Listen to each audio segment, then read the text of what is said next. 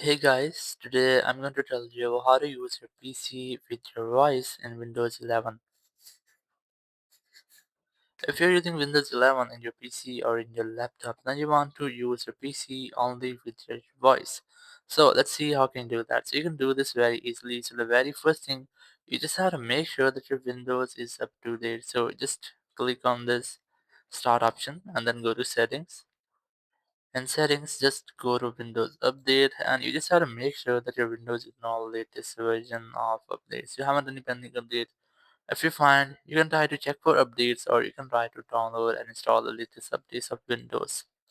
Once you have done, just go back and here to access or to enable voice access, just press Window Control plus S. Just press Windows plus Control plus S and you might get this type interface. Or you can also try to go to your settings app. Just go to settings. In settings, go to accessibility.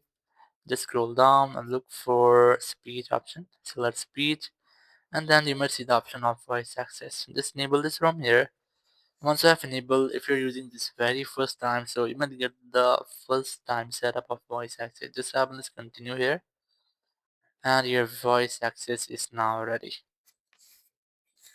You just have to click on this next, then again, and then tap on this done option. Now your voice access is ready. If you want to use your PC with your voice, just tap on this microphone option over here.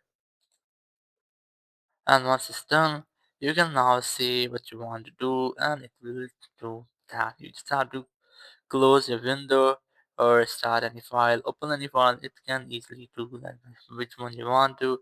Thank you very much for watching the video. Until next video, bye bye.